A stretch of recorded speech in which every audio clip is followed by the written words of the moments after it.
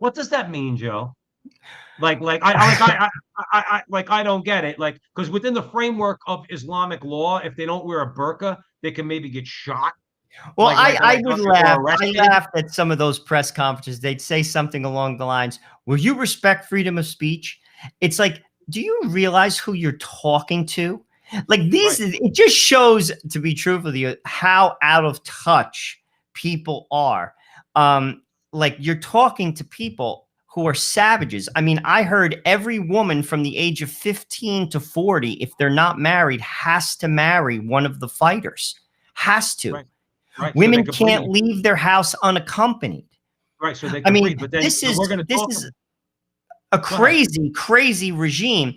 And the thing that's sad is there is a denial in the international community that there is a segment of the 1.8 billion. I mean, this is not a politically correct statement to make, but I'm going to make it because that's what we do. We're on the front line. Of the 1.8 billion Muslims, there is a percentage. I don't know what that percentage is. I don't study the culture or the religion, but there are countries like Yemen, like Nigeria, like Pakistan, like Afghanistan, where there are significant percentages of the population that prescribe to this radical fundamentalist Islamic regime that frankly violates human rights up the you know what. And what I can't understand is why doesn't the Muslim population, which is overwhelmingly not in that percentage, but for that number, why aren't they speaking up? Because they should be. Well, you're right. They should be. But I mean, that's Joe, that's a question maybe a lot of people don't want to answer.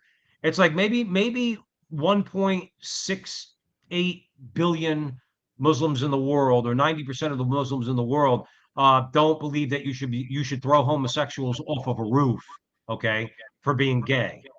But obviously, you know, I don't want to say this because I know a lot of people don't support that. I'm not trying to suggest that they do. Put it like this: if they disagree with the tactics of a lot of their brothers, their Islamic brothers, then they need to do something about it. Their strong arm tactics, their heavy handedness. I mean, and we'll get into it. You know, talking about Joy Reid comparing Christians in America to the Taliban. Listen, like if there's anybody ever deserved to get a little bit of a backhand, it should be Joy Reid, and I mean that figuratively, not literally. But people are just not speaking up, Joe. People just don't speak up. But it will only be corrected from within. I mean, I'll be the first to say it. There's issues within the Catholic Church. I mean, listen, there were issues with post-pubescent boys from the ages of 12 to 18 that were molested by homosexual priests. That came out via John Jay, a third party, did an audit. You could look at it. It's posted on the U.S. Bishop's website. 80% of the abuse victims were post-pubescent, and they were boys. And the men who basically abused him clearly were homosexual. Now, that's a problem within the Catholic Church. We have to be honest about it. Let's take a quick break, okay? We'll be right back. You're listening to the Crusade Channel, your home for the Mike Church Show, Crusade Channel News, the Barrett Brief, and the Kennedy Profession. From sunup to sundown, the Crusade Channel is the last live radio station standing. Stick around. We'll talk to you on the other side of the break.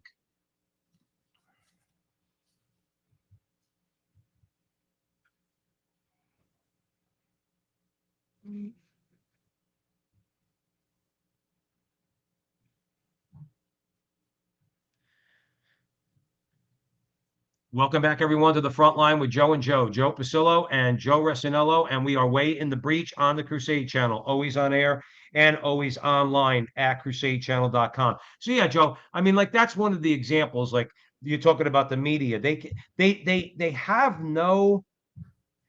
I don't know if they have any idea how to analyze another person or to look objectively at about like with another person's worldview. I understand that not everybody's Catholic. I understand that a lot of people have a lot of, you know, they bring a lot of to the table, so to speak, in terms of what they believe. So obviously the goal is to try to understand somebody, try to converse with them.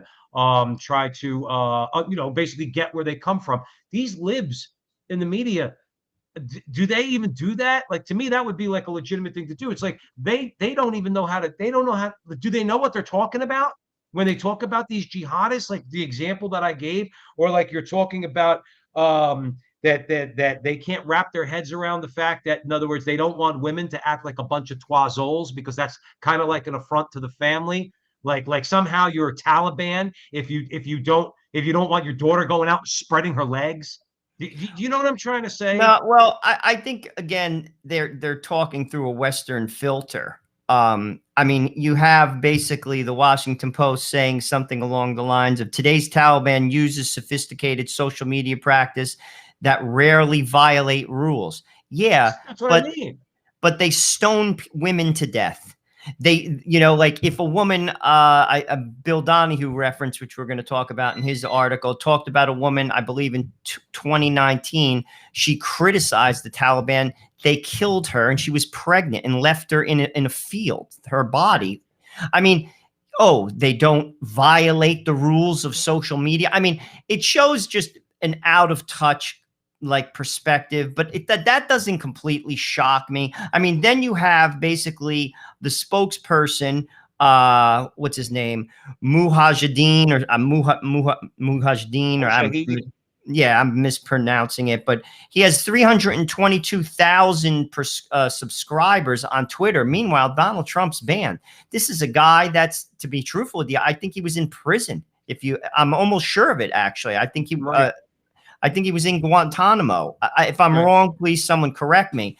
But my point is, like, and he's permitted to get on Twitter and have 300,000 plus followers. I mean, it's a parody. I can't even believe where we've arrived. It's sad. It's very sad. And the world is laughing at us. Let's be honest. You could take China, you take Russia, you take the people in Europe. We got a glimpse into Joe Biden. You see, this is another thing that I think that this is a very telling, situation. Now, Joe Biden went to that G7. He looked pretty foolish, but at the same time, it wasn't like the chips were down. He was just Joe Biden, Uncle Joe, stumbling and bumbling. But this was a crisis, a legitimate crisis. Here's a guy, he completely screws it up, and then he refuses to take questions. Right. Listen, Joe, being the president, that doesn't fly. You're not a high school football coach in like Pennsylvania after Friday Night Lights and you lost the big game and you decide to not take questions. You're the president of the United States. I got news for you. There's going to be more situations in the next 3 years. It kind of comes with the job, whether it's a natural disaster, whether it's whatever. And you're going to have to navigate it. He clearly showed himself as incompetent. And that's being objective. This was a glimpse into his incompetency that, frankly, I think shook the liberal media establishment as well as the DNC. And frankly, I think it shook the people who voted for him. Let me ask you a question. When are we going to stop? You mentioned it earlier, but let's talk about it for a few minutes. When, Joe Resinello, when is America going to stop with this experiment in empire? In other words, where we're going to export our values. First of all, what values are you exporting? You want to know why? You want to know one of the reasons why? I don't care how this goes over. You want to know one of the reasons why the Muslim world hates us? Because we export abortion. We export pornography. These are normal people, Joe. There's a lot of people in the Muslim world. They're not hateful people, but they say, why are you exporting abortion and rainbow flags and pornography to my country? I don't want any of that stuff. We don't want, if you want that, that's one. In other words, here's my twofold question, Joe. When are we going to stop empire building? Okay. And when are we going to start to realize that the rest of the world does not share our values, because our values are sick and they're corrupt, as we're saying in this article. The American culture right now, the culture in this country represents that moral bankruptcy of the West. When are we going to realize people don't want it? A What's your lot of view on people that? don't, and we have no values. I mean, I used to Well, always get that's what I I mean. always get a kick out of like when Hillary Clinton would say that our progressive values. What are your progressive values? Right, dead Abortion babies. is a value. Right. Same-sex marriage is a value. I mean, like this is a value based upon what? Based upon who? Look at history. I mean, like what? Because you are live in an insulated bubble just because you have a little bit of a money and you have a fancy education that you're going to redefine what the human and natural law is. I mean, it's foolishness and it's sad. I would always get a kick out of that when she would say that. She would say things like our progressive values. What the hell kind of progressive values are they? You're going to build a society upon that? Good luck. Yeah. Yeah. Red Hat's in the chat room. He said Disney cuts out all their homosexual agenda in shows for China. Now, I'm going to take Red Hat's word for it, but could you imagine that? In other words, so Disney, they're not gonna edit anything for, let's say, an all-American audience that wants nothing to do with that stuff, but they'll do it in China. They're certain they're Jesus said you can't serve two masters, right? These people are totally content with serving mammon. They really are. Well, They know that Joe, they know how disgusting they are. oh, Like the well, people that run Disney, they know how disgusting they are. well, They Joe, know that that kind of is funny that you mentioned that. I mean, you know, it just goes to show you they have no values, because if you truly had a value for same-sex marriage and for homosexuals, you wouldn't do that in China. That should say something to that community right there. That says you don't value anything but money. right. Like, and I've said that time and time again. That's how regular people change, you know, the corporate woke culture is through boycotting them. But with that said, I mean, they have no values. None. Zero. Zero.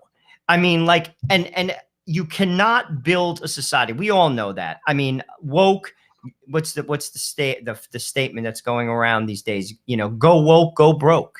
I mean, like, you know, you're seeing numbers drop. It's just the thing to do. I'm just interested in how long it actually lasts. Hopefully not too long. And I truly hope I'm around to watch it crash and burn. Well, listen, it's only going to last as long as we allow it to. If we don't step up, if we don't start, both as individuals, not as politicians, if we don't start stepping up in the local level, if we don't start governing our wallets and the way we spend money, if we don't start electing real leaders to go and represent us in Washington, okay, that are going to fight against this, then guess what? It'll just keep spiraling down. And eventually, on those ashes, as we've mentioned a million times at the Frontline with Joe and Joe on the Crusade channel, always on air and always online at crusadechannel.com, the out of the ashes, a new civilization will be rebuilt. But there will be ashes first. There will be. All right. And then they'll look, Joe, I've said it before on the show. There was no more greater an empire than the Roman Empire. It lasted 1,000 years. Okay. 1,000 years. It came to an end. It can't. And I bet you a lot of people thought at the time, well, what's going to replace it? Well, the Catholic Church had an answer for that, and they built Christendom that lasts another 1,000 years till Martin Luther decided he wanted to cause some trouble in 1500, okay, or 1517. The fact is, the church knows how to do it, but maybe we have to have the ashes first. You know, got to have it. The edifice needs to come down, and then we can rebuild it from there. Well, you said something earlier that I want to just bring up again. You said ideology is obscuring reality, and leftist ideologies are acting according to the logic of self-constructed fantasy land. They are. It is fantasy land. And I think a lot of people see it. But sadly, people aren't grounded in anything anymore. That's both the Republicans and the Democrats. What do I mean by that? Is ideology has replaced religion. Political identity has replaced religion. If our country was grounded, and I'm not just talking about Catholicism, I'm talking about Judaism, I'm talking about authentic like Christianity. How about adherence to the moral and natural law? Absolutely. But we don't. You said something earlier. People live for mammon. listen, I grew up where you grew up, in a place, we live near New York City. It is a money-driven area. I mean, even people, I hate to say it, who are not exactly the sharpest tools in the shed, a lot of those people, I grew up with them, they know how to make money. They have tow truck businesses. They have, own laundromats. They have no sophistication whatsoever. They know how to make money. That's what drives them. That's all they care about. I can't tell you how many people that I grew up with. That's the only thing that they cared about. And that's why this ideology just kind of slips right in. Until recently, where it's starting to affect normal people. What do I mean by that? The school board has gone completely off the rails. You have, trying to tell you that Johnny could play on the girls' basketball team, where normal people who would never have gotten involved are now stepping up because it's completely Looney Tune land. But before that, to be honest with you, they just overplayed their hand. But before that, people didn't care about abortion. Joe, I hate to say it, outside of even a lot of Catholics don't care. It's not it's sad, but you could talk to someone who's pretty level-headed on both sides of the aisle, and you could give them because I've done this, you could give them your abortion pitch saying, well, it's just not right. And they'll agree with you. They'll still vote on the Democratic because it's not a driver. People simply are not grounded in any form of religion. They're grounded in their own ideology. And that ideology, frankly, is to make money. And all they care about, because again, I'm speaking from experience, people I went to high school with, people I grew up with, they care as far as their front door.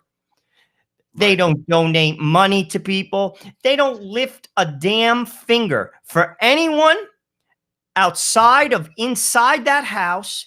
They could care less about anything or anybody except I want to make money. I want to have a fancy car. I want to have a beautiful house. I'll take care of my kids. Listen, and that's what's going on in New York right now.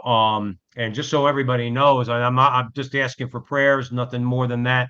But I have COVID. All right, my wife was diagnosed with it 2 weeks ago. She got over it. Now I have it. I mentioned that because even so, they're going to force, and I'm bringing this up for a reason because it ties into what you were saying. No, they're going to force us to get a vaccine.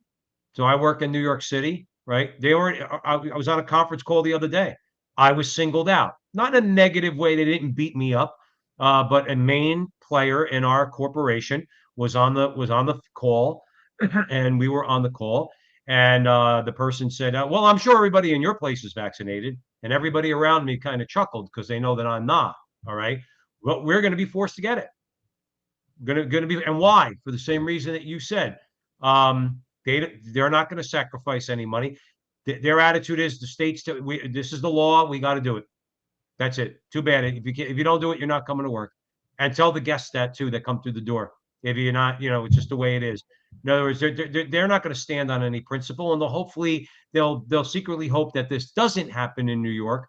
But at the end of the day, that's all they're worried. That's it. That's their only concern. Do you think that the person on the phone might have said to me, well, Joe, let me ask you a question. What's your objection to it? In other words, maybe I could have told them about my heart and the fact that, I got a problem with taking something that might have a negative effect on my heart. They don't care. They don't care. And if de Blasio turns around and says, there are no exemptions, we don't care if you say your heart's going to explode. We're not giving you an exemption. Or you don't have to get the vaccine, but you're not going into that restaurant. You're not going into that nightclub. You're not going into that bar. And why? Those, and the businesses are all going to comply. They're all going to comply. Well, Joe, they're all just going again, along to it's get along. ideology. It's ideology. There is no principle to anything. Most people, listen, even within the Catholic Church, people don't adhere to the moral teachings. I mean, no one does it perfectly. I at least I like to think I acknowledge them as truth. But again, it's an ideology that people have embraced. It's become their religion. Period. I mean, it's political tribalism. It's their identity. And Remember frankly, remember what Patrick Deneen said to us when we interviewed Patrick Deneen, and that'll be out soon at the Veritas Catholic Radio Network. He was saying, excuse me, he was saying something, Joe, along the lines of what you're talking about. What were you just saying, Joe? no, just about how like political identity is their identity. They Right, have, that's it. They have there's no sense of like you're exactly right. I was going to say no sense of identity. That's redundant. Yes, exactly right. Because their identity is with their tribe.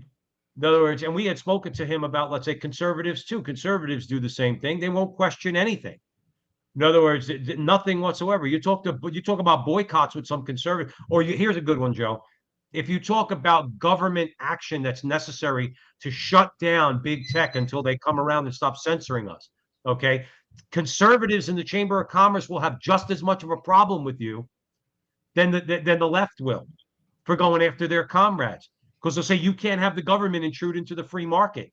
And our attitude, you and I and all the good people out there at the Crusade Channel, our attitude towards them has to be screw you, creepo, because I don't want Dorsey. I don't want Dorsey censoring me anymore, and I don't want Zuckerberg censoring me anymore, and I don't want Google censoring me anymore. And you know that they are. You know that they are.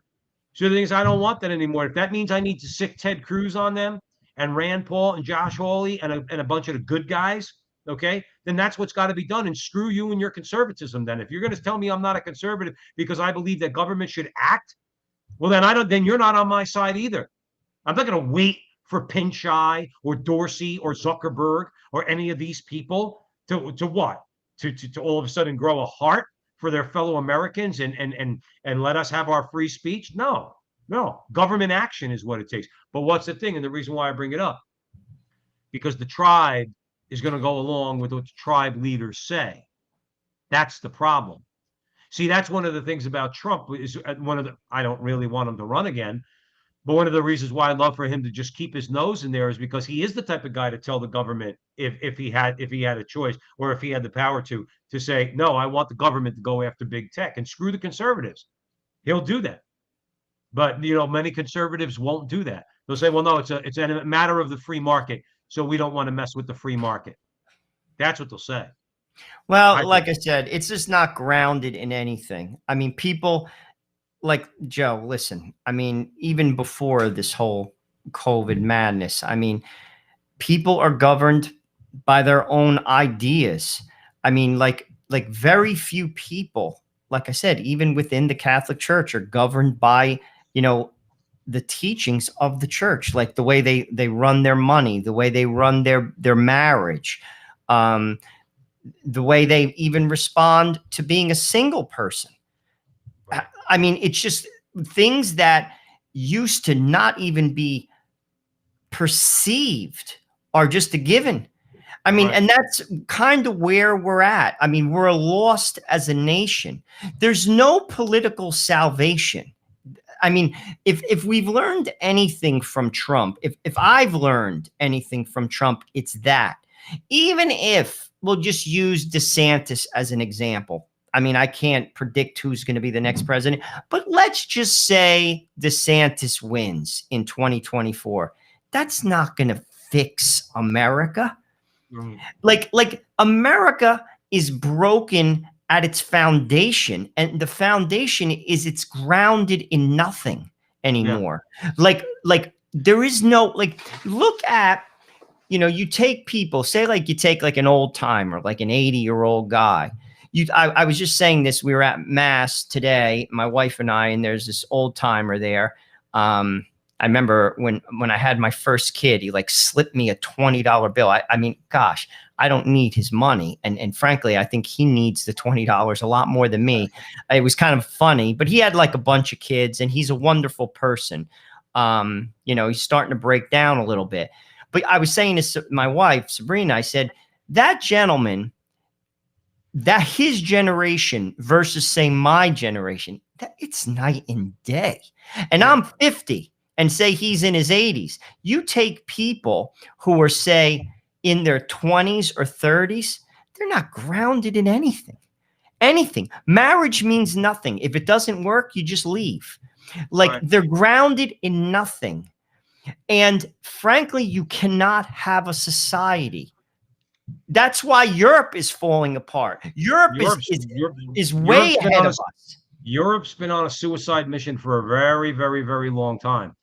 No, is that people need to get that through their head. And it's like, that's why we had on our Veritas show, Veritas Catholic Radio show, people like Patrick Deneen and others, who point that out. In other words, talking about, liberalism, conservatism, and looking at history. Europe has been on a suicide. I would argue that Europe has been on a suicide mission since 1517.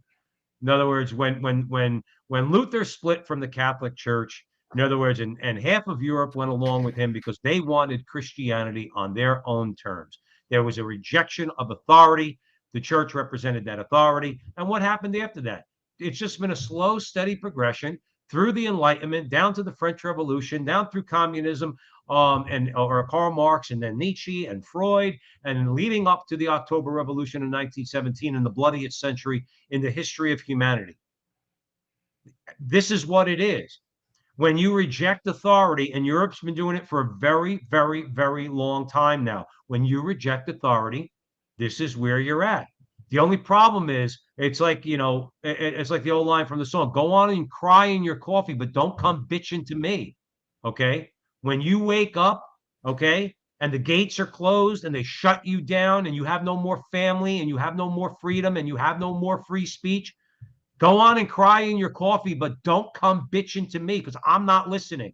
I have no sympathy, none whatsoever, because you're being warned now, but you don't want to listen. You're being warned about this foundation this lack of a foundation that you're building your society on, whether it's America or Europe. You're being warned, but you don't want to listen. Well, then it's too bad for you when the time comes. Too bad for you. It's sad. I mean, we've said this on many shows. People respond to pain. I mean, like, Joe, just to cut you off, it's coming. No, it's a fact. It's absolutely factual. I agree. Like, people respond. That's when people get out of their seat. You could like talk theory. You could talk like X's and O's. I mean, it's like talking to, say, like a 14-year-old. You have a 14-year-old and you tell him or her something that's completely true, unarguably factual. And as a father of, say, a teenager, the outcome.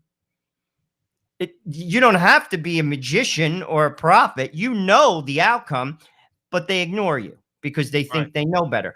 Well, that's where we're at. I mean, our society, and to be honest with you, the educated are worse than the uneducated.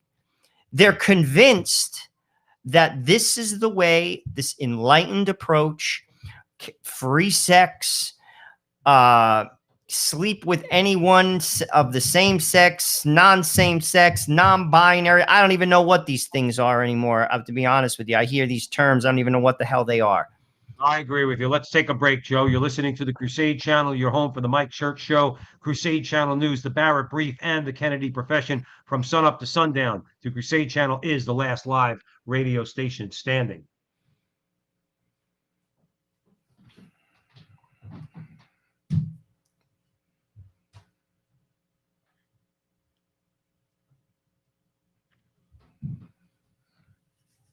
Welcome back, everyone, to the front line with Joe and Joe. Joe Pasillo, Joe Resinello, and we are way in the breach on the Crusade Channel, always on air and always online at crusadechannel.com, the last live radio station standing. Make sure you join us in the chat room at crusadechannel.com/chat. Follow Joe and I wherever you find us on social media, Facebook, YouTube, the whole 9 yards, until of course, they shut us down. Hopefully, they won't, but whatever. Either way, we're out there. We're trying to get the message out. We're trying to spread the truth of the Catholic faith in our own way, our own, North Jersey style.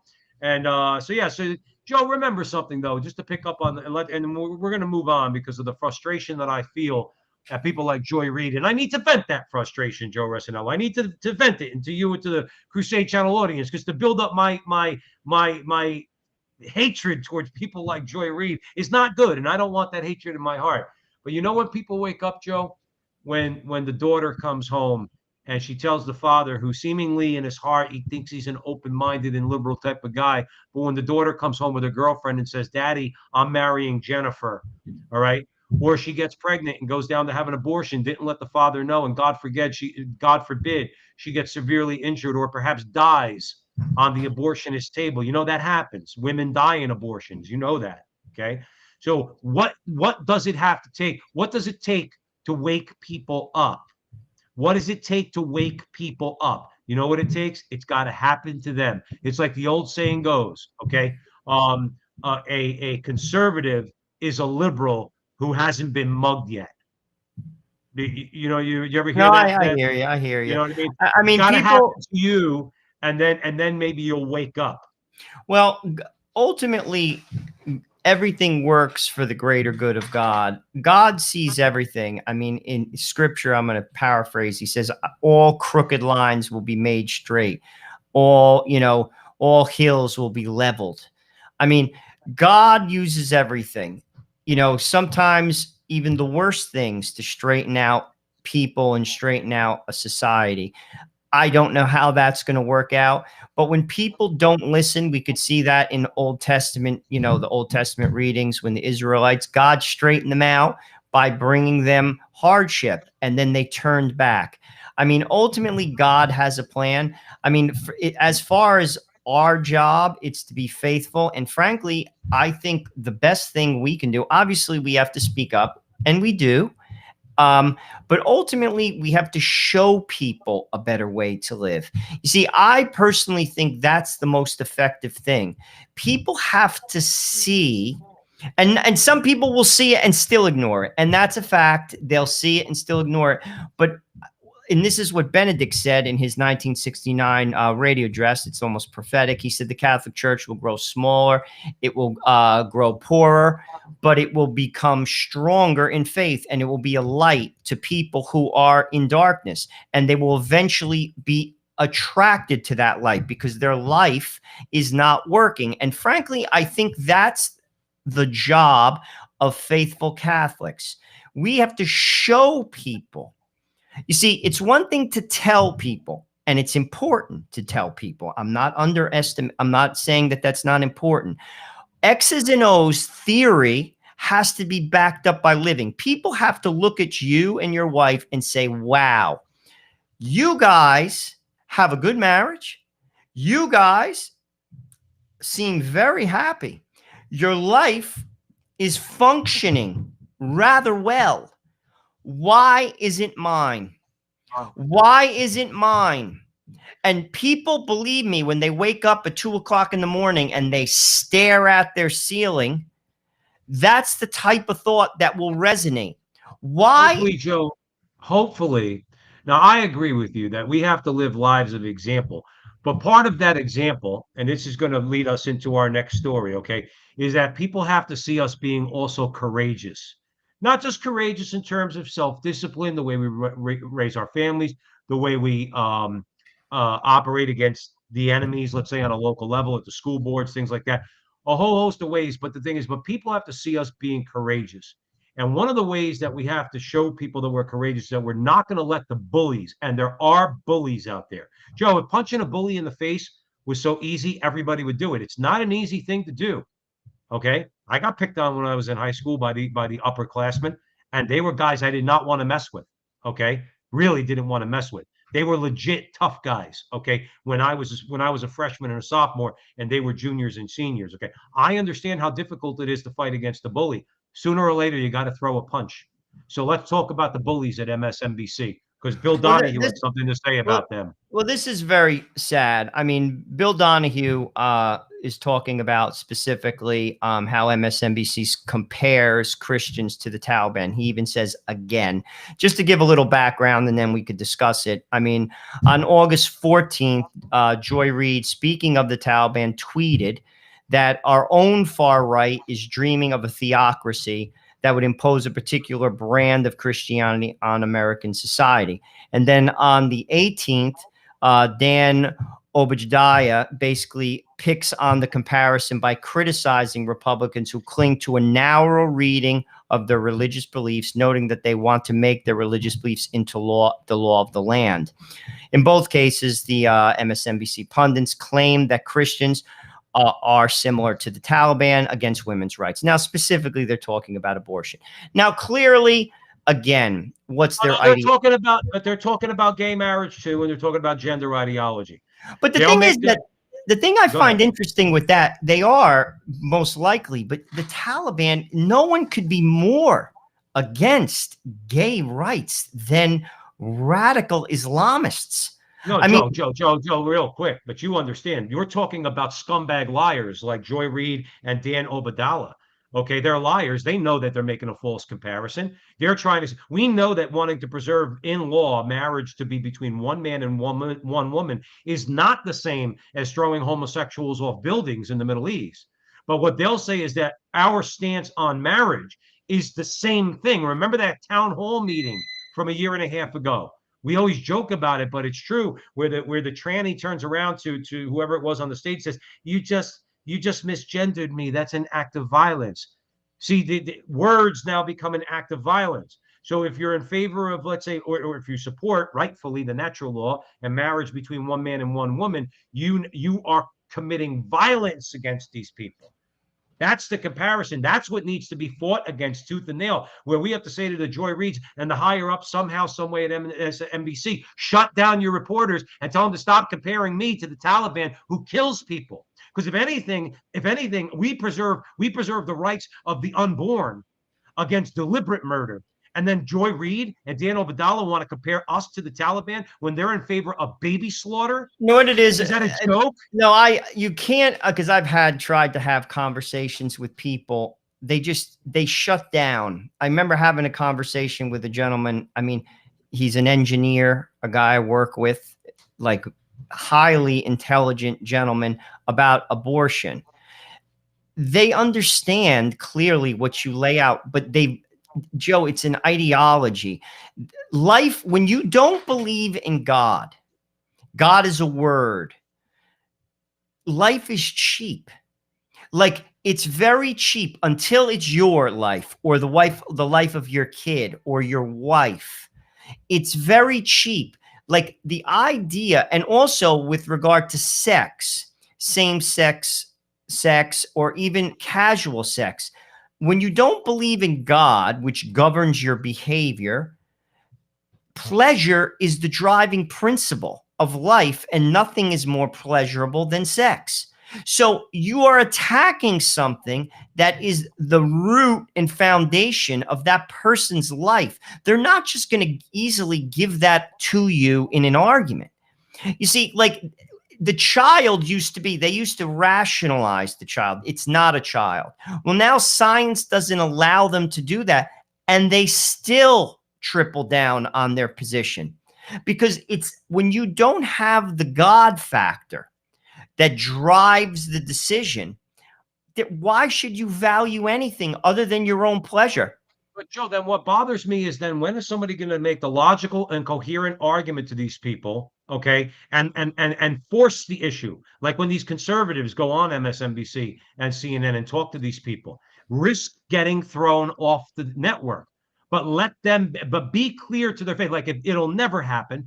But if I was sitting across from Joy Reid on one of her stupid talk shows, I would say your view of the human person in the womb is the same as Nazis towards Jews and slave owners towards Africans in the 19th century. It's the same view. You've dehumanized the person so you could kill that person. And you're going to compare me to the Taliban? You use the same language as a Nazi. You use the same language as a slave owner. You see, the sick part is slavery. They will say you are the Nazi. Yeah, but how? How? I'm not dehumanizing anybody. Because they are, Joe. Because you're taking away someone's pleasure through casual sex and imposing your religion on them. You're the Nazi. I'm doing what the law does already, which is say you can't kill babies. Law already says you can't kill babies. We just say you can't kill another human being while they reside in your womb. They'll never. But first of all, Joe, there's no sense in arguing about it here at the Crusade Channel, always on air and always online at crusadechannel.com, because we've won the argument. No, I know that, but I'm just getting like in their head. No, I know, They just listen. I agree with you, but when you talk to these people, they're militant because but that's why we again, have to go back at them using their language. The difference is if I said to Joy Reid, if I said to her or Dan Obadala, you do realize that the Nazis dehumanized the Jews the same way that you dehumanized the human person in the womb. Say it to them just like that. In other words, and confront them like that. My whole point is that that's what we need to do so that hopefully, number one, people will understand that that's the truth. That is the truth, Joe Resinello. Okay.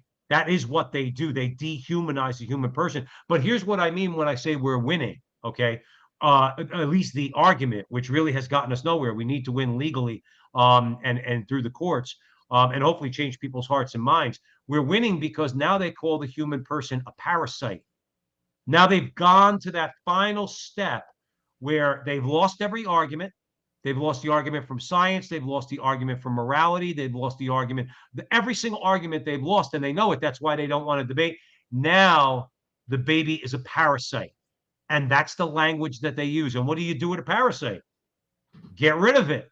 That's what you do with a parasite. But do you see how evil they are? Joy Reid believes that the human being in the womb is a parasite. So does Dan Obadala. But then they call us the Taliban. well, That's the frustrating part.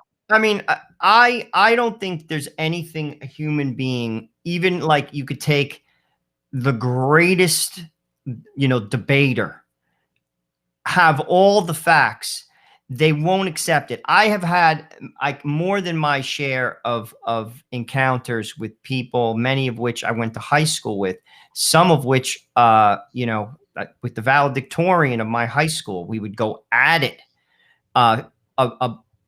She got into 10 med school. She's a doctor. She's heads and tails more intelligent than I am, but her positions are so flawed. You could lay things out perfectly. There's nothing you can do to convince a person like that. Like I have learned through social media, like there's the person that's dug in, no matter how smart they are. It doesn't matter what you say. You might as well not even have the discussion. And then there's the person, frankly, that's ignorant. And that person too, you can't change ignorance in some cases because they're not open. They block themselves off. Ultimately, at that point, like a person like Joy Reid, it's God who will intervene with her. And she will either respond to him or she will turn him away because God loves her. And any person that is adamantly for abortion is broken from God. It doesn't matter who you are, rich or poor, smart or stupid. If you are adamantly for abortion, you're not in communion with the God of love, which is Jesus Christ. You're not in communion with that person. So ultimately, that militant, angry person, there is nothing you can do other than, frankly, is to pray and fast for them. There's nothing you could say. You could say it perfectly. All you could do is demonstrate to them by your life that your life is wrong. And look at my life. Not because I'm great, because God's grace is been bestowed on me, because I've allowed it to be in my life. And maybe you'll change. I hope you do. Because if not, your end will be a bad one. Yeah. I mean, it comes down to that. Ultimately, listen, while there's breath, there's hope for all of us. But here's the deal. When you die, your chances are up. You know what I'm saying? Like there is no more hope after you die. You can't have that side conversation with Jesus and say, well, wait a minute, Jesus, before you go, let me talk to you a minute. I really didn't see it. There's no side conversation. Well, in fact, you know what? It's interesting that humbled me a little bit when I heard it was the testimony. You probably remember Father Stephen Shire. You know Father Stephen? I don't actually, but if you talk about it, it may strike a chord. I only bring it up for this reason to talk about like what you're able to actually say to Jesus at your judgment.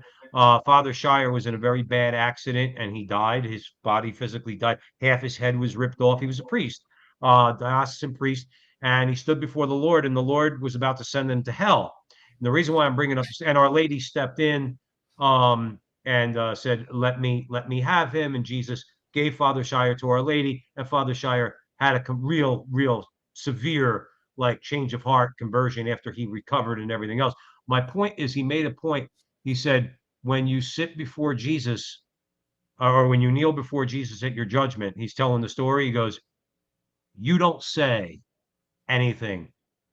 You can't say anything. There's nothing for you to say. Scared the crap out of me. You want to, and it hammers home your point. By that time, it's too late. You've had ample opportunity to open your mouth and do something, act in some way, convert your heart. All right, however imperfectly, convert, show Jesus something. At your judgment, you're not going to be able to say anything. Well, Not a I damn think word.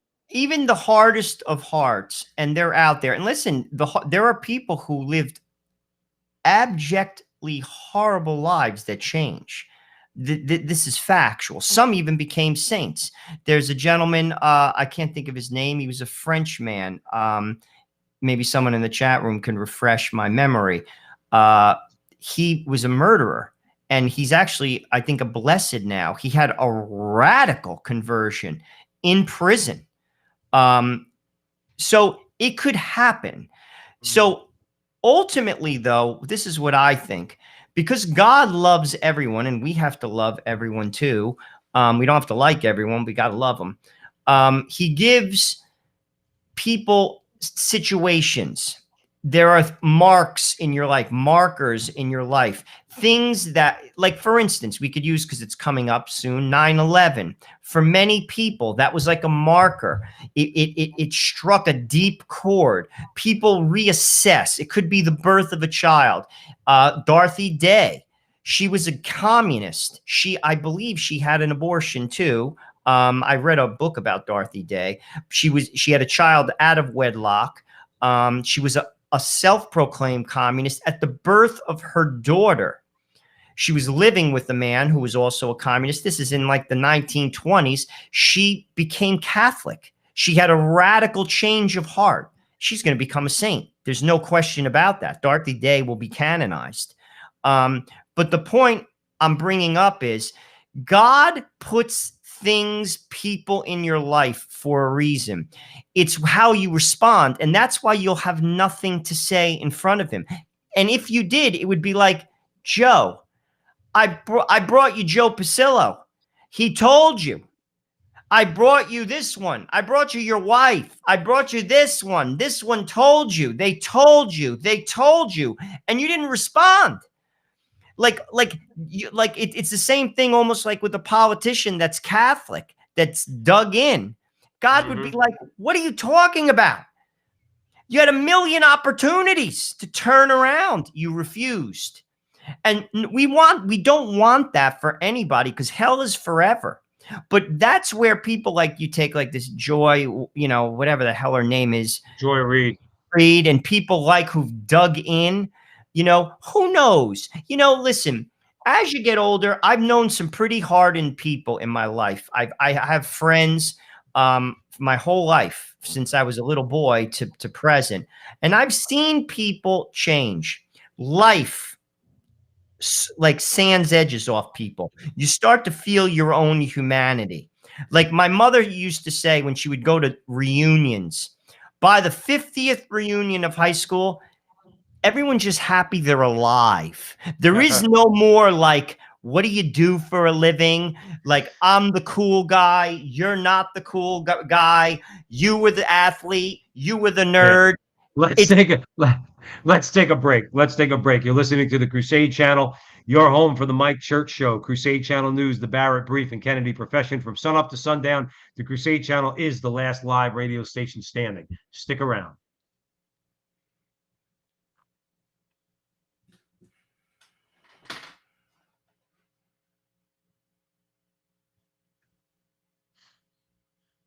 Welcome back, everyone, to the front line with Joe and Joe. Joe Pasillo, Joe Resinello, way in the breach on the Crusade Channel. Always on air and always online at crusadechannel.com, the last live radio station standing. Joe, at the end of the last segment, I was chuckling in my mind. It's like nobody talks anymore about, what school their kids are going to. Now they're talking about how many doses of Geritol they have to take. Well, yeah, I mean, like there is no more of that, and I talking about like which arthritis medicine you take as opposed to the arthritis medicine your friend takes, because that's what life comes down to. It's like, which doctor you to go to for because your ass hurts, whatever. Yeah, I mean, but I mean, life has a way of like, it humbles you as you go through life. I mean, like I've seen that life will humble you, and hopefully you respond. God uses all those things in life. Nothing is wasted in life. And you hope and you pray. But my point that I go on this tangent with a woman like that, there's nothing anyone can say. You're not going to, Joe, it could be the best argument on the earth. And I've had them with people. Like they're so dug in. And frankly, you lay it out, it's irrefutable. There isn't a hole in what you're saying. They don't buy it. They don't buy it. All at that point, I'm going to be honest with you. At that point, it's more how you react to them. You treat them with the dignity they deserve as a human being. You pray for them, and hopefully, God willing, they change. Because, and this is what we're going to talk about in the next segment with Anthony Esolen, either way, the truth will win. You see, this is the thing that boggles my mind, as I get older. People double down and triple down on bad decisions. Ultimately, if you do not side with the truth, which is Christ, you're going to stand in front of him, whether you acknowledge him or not. Like, there's no getting around it. It's like gravity. There's almost to come to that. There's no getting around the fact that one day you will stand before God. Everyone, acknowledge it. Change your life. Strive to do good. Ask God for grace. No one does it perfectly, but it boggles my mind when I watch people who have miserable lives and they refuse to change, and their lives bear no good fruit. They're clearly miserable. They have made bad error after error after error, and they continue. That saddens me. I can't understand it. I don't say I do it perfectly, but I'm going to be honest with you. It's the saddest sight I've ever, when I see that, I'll be truthful with you. I can't get over it.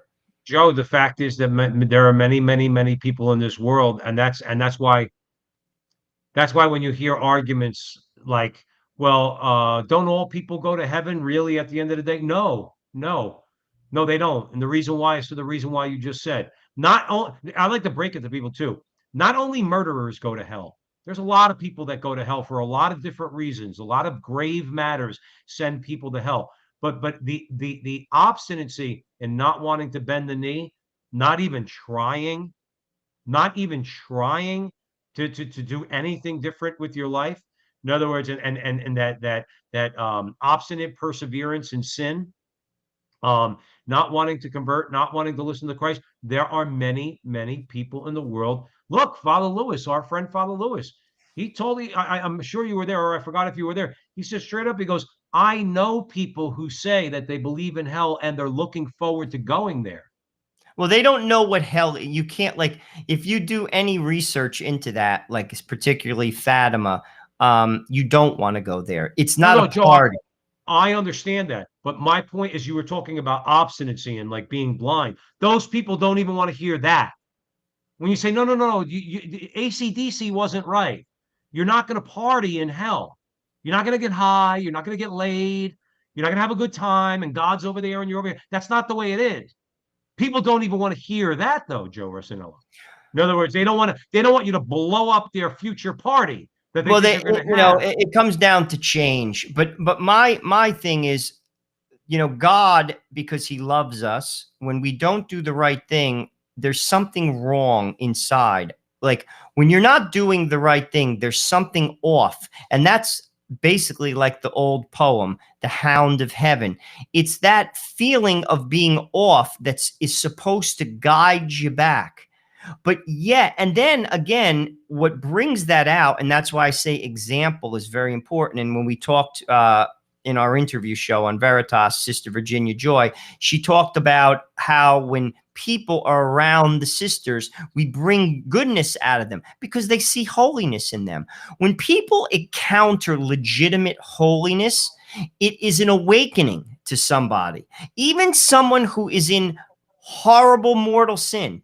It's basically an awakening. You see something that almost like is not human. Like I could remember, and I wasn't in mortal, like obstinate sin, but I could remember when I have first encountered holiness in religious, and I was blown away by it. Like blown away by it. Like I would almost say these people are not like operating on the same plane as 99% of the human population. And that's why holiness changes people. And I always say this in my social media. That's why saints change the world. Someone has to encounter something that they say to themselves, damn, this person is fully alive and I am not.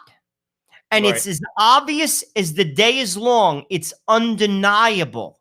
You see, that can trigger a conversion. And that's why, to be honest with you, someone like Joy Reid, who is obstinately for abortion, I mean, which is clearly a mortal sin, embracing something, she needs to encounter that. Society needs to encounter that. They need to see that in families. Like I'm telling you, that triggers something in somebody.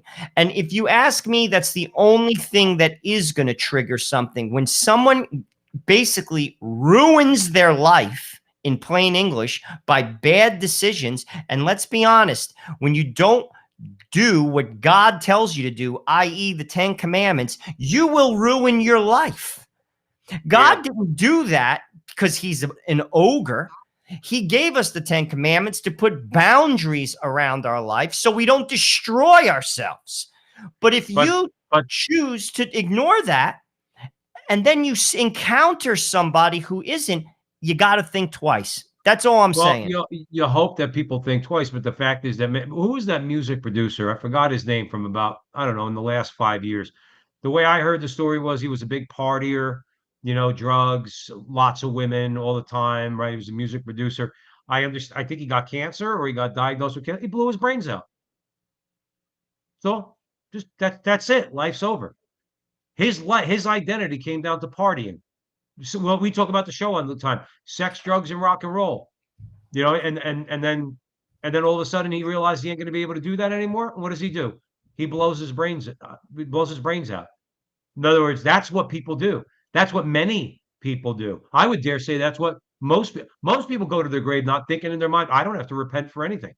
Well, I believed in abortion. Why do I have to say what am I going to do? I'm going to say I'm sorry to Jesus because I favored abortion. Screw him. That's what their attitude will be. You know that. In other words, and it's a shame. And like I said, we could try to convert, you know, by our lives and everything else. One of the things I will tell you, Joe, a lot of saints, they do a lot by their actions, but a lot of them did by their words too. They did fight against corruption. They pointed it out. They showed courage. See, one of the things you could do, especially now, and what we're dealing with in America, okay, we have to show courage. We have to, just because Joy Reid is a black woman and she's a protected class in America doesn't mean that we don't go back at her and call her full of crap that she is and point out her lies because she's disparaging people, she's lying about people, she's calumniating people, okay, and she needs to stop. And I'm using her as an example, but it's the entire media edifice in this country, all right, all of it, okay, from CNN and big tech and the rest of them. They need to be pushed back on their heels, and dare I say, it's going to really come from Catholics. It's really going to come from Catholics. We need to start fighting back against them and really stop letting them tell the lies about us that they're telling. Stop letting them disparage us in the public square. Fight back against them. Well, ultimately, that's where people have to be able to articulate a point and articulate it well. I mean, you may not be able to change Joy Reid's heart. Only God could change hearts. But you have to basically, because they spread scandal and people, frankly, buy into it. I mean, talking about anything with regard to the Catholic Church. I could remember I used to watch a lot when I was single on Monday nights, Marcus Grodi, The Journey Home. And I can remember this one episode, it was a Mormon. He always picks like different types of folks, Pentecostals, Mormons, atheists. Well, anyway, this gentleman was a Mormon and they have to go on mission. So he said he was a confident kid. He was like a baseball player in college, confident, smart. And they knocked on the door of a Jesuit. And this Jesuit, obviously Jesuits are very smart, and he thought that he was actually going to change this man who is basically deeply formed and intelligent. And he said, I sat down in that man's office and he tore nicely every single thing I said to shreds. And that's what you have to do. And it's also how you do it, like, is almost as important as what you say. But because it's more of educating people who hear her, who basically, when she says, well, abortion is pro-women. No, it's not. It hurts women. And that's almost, because with regard to changing her heart, only God can. She has to see something. You know, ultimately, you know, we all come to the crossroads of our life in different ways. It could be even at death. Ultimately, we all die, and that's a crossroad. You know, but even before that, we make decisions. You know, you come to a point where you say, am I living the way I should be living? Look at my life. Is it bearing good fruit? Any person, frankly, that isn't doing that, frankly, isn't doing you're not doing yourself justice, irregardless if you're religious or not. You're not going to have a good life. Right. I mean, isn't that what it's about? Don't you want to have a good life? Don't you want, like, if you're not happy, like internally, you have no peace whatsoever, your life is in ruin. But they claim they could. That's one of their big lies in this culture war is they look at us and say, why can't you just let people be happy? Well, if we thought that they might be happy, that's one thing. But the fact is they're not happy. They're not. And you can't. When you Michael Jones makes a very good point. He says, you don't need anybody to tell you when you're living in violation of the natural law, you don't need anybody to tell you. You know something's off.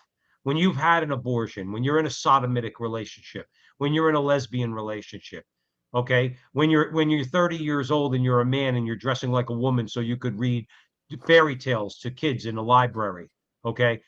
You know something's wrong. See, that's the power of the natural law. You know that's wrong. The problem is, though, you still have free will and you're still confronted with a choice. Do you fall deeper into your darkness or do you rise out of it? And the problem in this particular culture war is many, many, many, many, many people have fallen deeper. And as they fall deeper, Joe, they become more hateful. They become more vicious. I'll agree Okay? with that. But that's what we're dealing with. And that's what we're dealing with. That's a defense mechanism. That's a defense mechanism. People who, you know, encounter, it's almost like the movies with Dracula. Dracula sees the light and he's like, ah, you know what I mean? like it's a defense mechanism. Like, again, I have seen, like, with the work of very good religious orders in their interaction with some pretty bad people, and they change. They'll get baptized because of the example, because of love. They see something, because ultimately God made us all. God made Joy Reid, and only he knows how to peel that onion. But ultimately, something happened. There is a wound. There are so many people. I just was saying this recently. In fact, this was the interview I just listened to on a Veritas show with regard to Sister Virginia Joy, who's a Sister of Life. People are wounded. You know, many of those people are successful. They're wounded. There's an old B movie with Kevin Spacey. I think it's called Swimming with Sharks. I believe he was. Did you ever see it? Long time ago, yeah. But they say the movie was based on Harvey Weinstein. He plays like a Hollywood producer. Okay, I remember. Yeah, I remember it. Nasty. And he torments this young kid who's working for him. Now, this man has it all. He's wealthy, he's powerful, but he's nasty as hell. And the kid kidnaps him and is going to kill him in his apartment, and he's torturing him. So they have a moment where the two of them actually are talking like on the same level, and it's a moment of honesty. And the Kevin Spacey character says to him, I was once married, and I stopped my car. My wife was pregnant. I stopped my car because somebody had a flat tire to help them, and my wife got murdered. And it was that turned him into a beast. You see, that's what I'm talking about. There are wounds in people that only God knows of that could make you a saint or make you a beast. And that's why, to be honest with you, there's nothing you could say to Joy Reid. Nothing. The only thing you have to say to Joy Reid is the truth, because she's telling people lies and you have to basically educate people. But as far as the society, the change can only come, if you ask me, through love, a loving example, and frankly, through what people see. That's my thought. I think you're spot on. In fact, I don't think you're spot on. I know you're spot on the Crusade channel, always on air and always online at crusadechannel.com.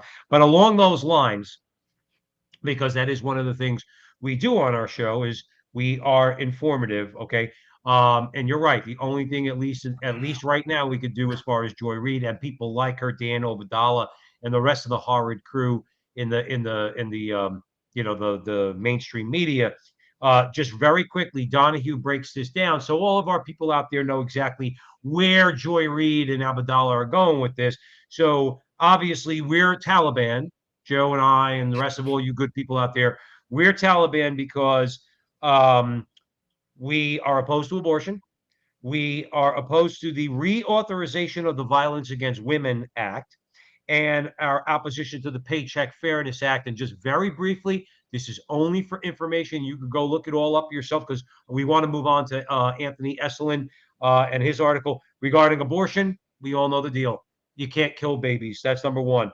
Opposing the reauthorization of the Violence Against Women Act because it redefined domestic violence to mean wholly, WHOLLY, nonviolent acts such as verbal or emotional abuse. Now, I'm sorry. Okay. That means that if I say to my wife, I'm not taking out the garbage, that could be considered an act of violence. No, you cannot have that in the law.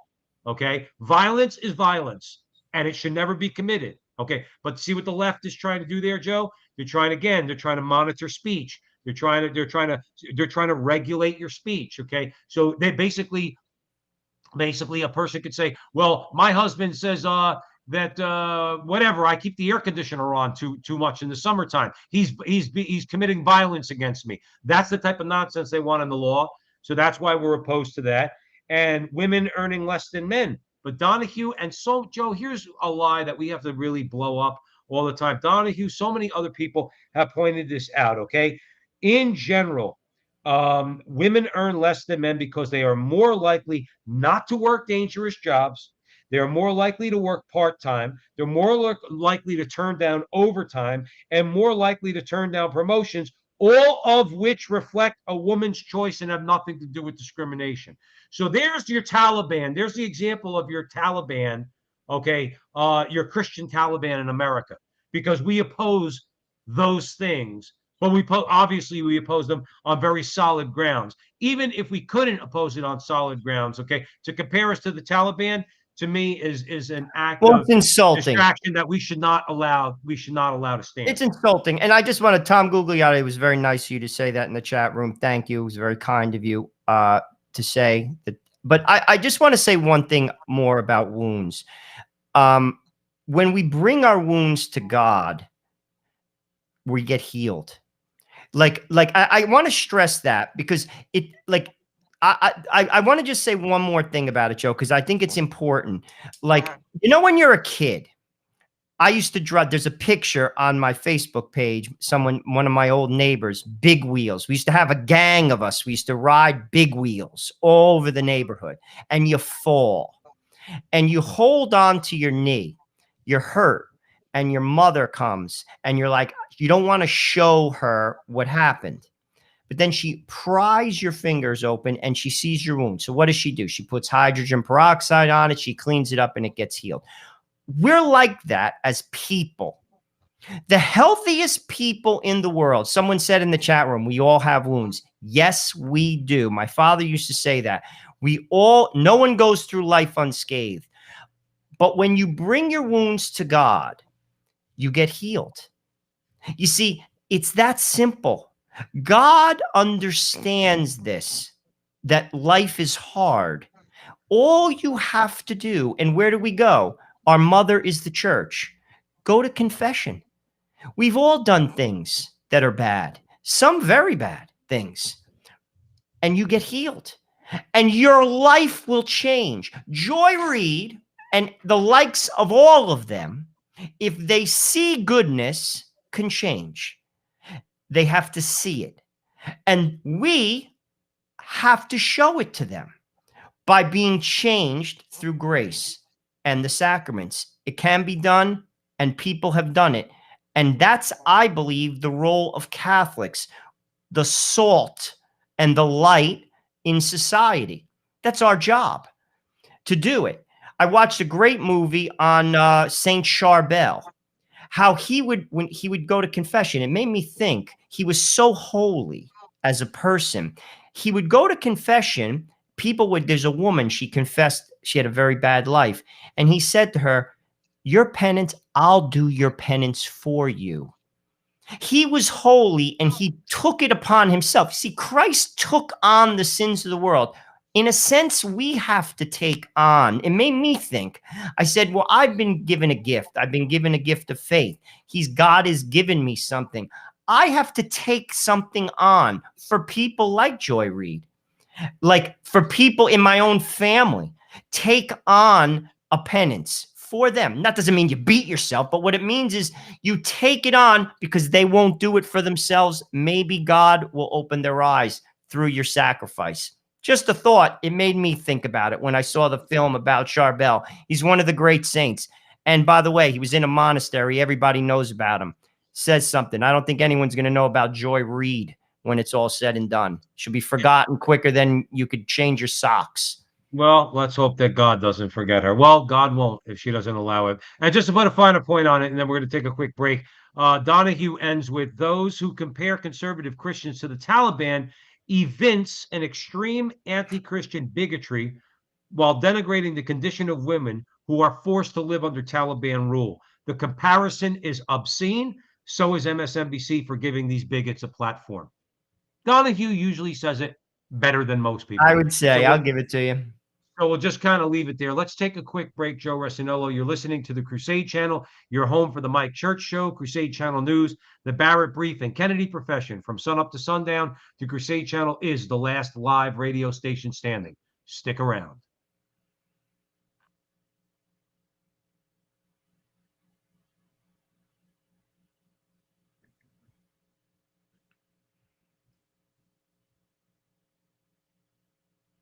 Welcome back, everyone, to the front line with Joe and Joe Pasillo and Joe Resinello, way in the breach on the Crusade Channel. Always on air and always online at crusadechannel.com, the last live radio station standing. Remember, the chat room is open, the only social media out there worth actually socializing in, at crusadechannel.com/chat. Just want to mention, if you'd like to support Joe and I, drop in a few bucks.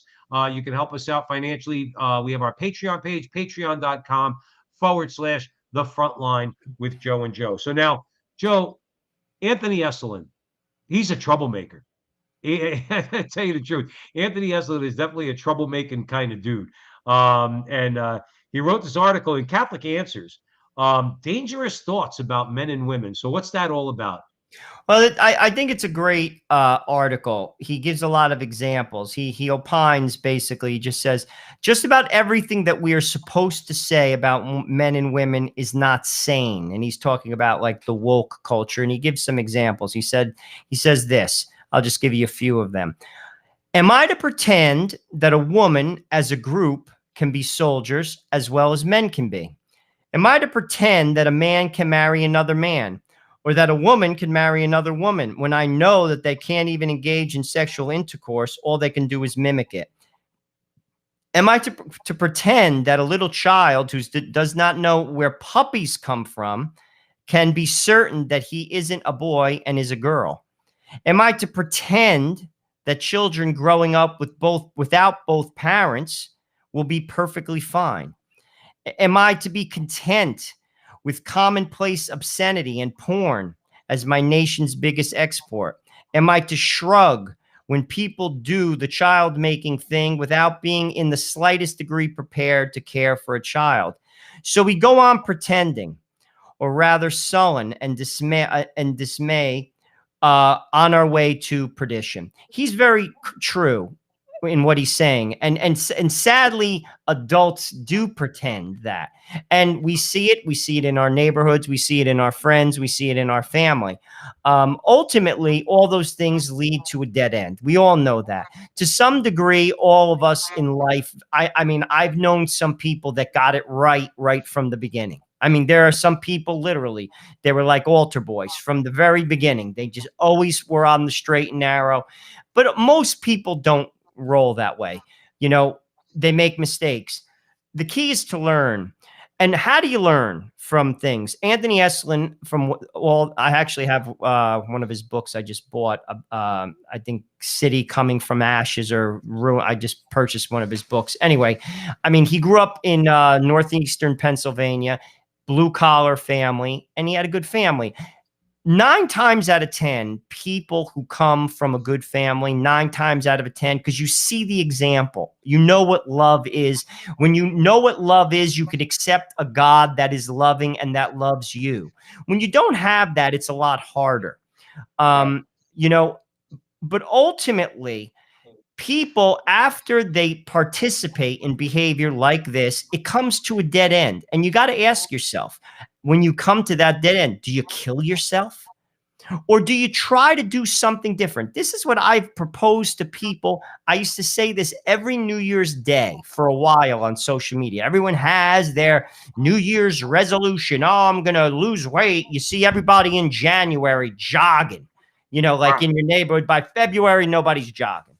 I was going to say third week of January, they're at the Burger King. Go ahead. Yeah, exactly. They're having, what's it called? A bacon, egg, and cheese. Croissant. There you go. In a microwave. Anyway, like, how does this sound in terms of if you're participating and clearly you're not happy? Let's be honest. Like deep down, I'm not talking about like happy. Like when you wake up in the middle of the night and you don't feel good about yourself, or you wake up in the morning and you're like, damn, what has happened to my life? Why don't you try going to confession? I pose this to people. Why don't you're baptized. You know something? You could be baptized, never have gone to confession since you're 7. You could walk into a church and go to confession. Why do we permit ourselves to be in chains and be wounded? Try it. You see, this is the thing. I put this out there to people. Try it. Like, because you have to, if to do that, and this is not a judgmental statement because this is the struggle of all people. Okay. When you're moving towards the light, in order to do that, that's an acknowledgement that you need to put something down. And this goes for many people, Joe. I'm including myself. I'm not casting stones here. And there's the unwillingness to put that thing down. Because if you go to, that's what keeps people, I think, away from confession. Because they realize that, okay, Christ knows we're not going to be perfect and we're probably going to commit that sin again. Okay. but we do give a firm purpose of amendment. We do acknowledge that thing that we don't want to put down. We don't want to put down. That's one of the problems. That's one of the problems that people. And again, that's a struggle. That's part of our struggle with concupiscence. That's our part of our struggle, with sin. Is that we embrace our sin. I mean, take any person who's, let's say, for argument's sake, quote unquote, sexually liberated. Okay, until they fall far enough. Okay, they don't want to put that down. They don't want to say. They don't want to hear anything about getting married. All right, and having kids. Okay, and being chaste if they're not married. They don't want to hear any of that. No, no, no. I can't go to confession. How am I going to go out and get laid tonight? I'm being serious. No, I get it. I'm being serious. But it's not that's where the X's and O's don't work. It's the pain of your life. Like, because God in his goodness allows your life to stink when you choose these things. And it does. Yeah. Listen, I'll be honest with you. I see people, I know when I see people who are full of joy, there's a light and a spark in people's eyes. Like, you ever see the light in a child's eyes? Well, I've seen that in adults. I have. It's one of the things, the tests that I have with people is I look into their eyes. Like, if you ever see Charles Manson's eyes? He looks like a maniac. But I have also seen nuns and priests and lay people, for that matter. There's a glow in their eyes. They say the eyes are the windows of the soul. Like, when you're not right, you don't have that. You know it. You know it when you're not right. That's why I'm saying it's not my words. It's clearly your way isn't working. Joe, let me cut you off there for a second. I want to, because we got to talk about this. And you're a bit more optimistic about people than I am. I'm not gonna lie, and you're probably right.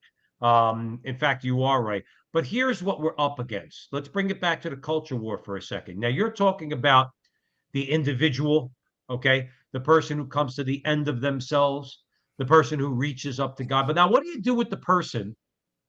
And I think this is an important conversation to have, on the Crusade channel, always on air and always online. What do you do with the person that you described perfectly? They know exactly what they're doing. They know that what they're doing is wrong, whether it's living a sexually liberated lifestyle, all the attendant consequences, like, several abortions, whatever the case might be. You could probably throw some drugs in there too, because that's all the rage now. Okay.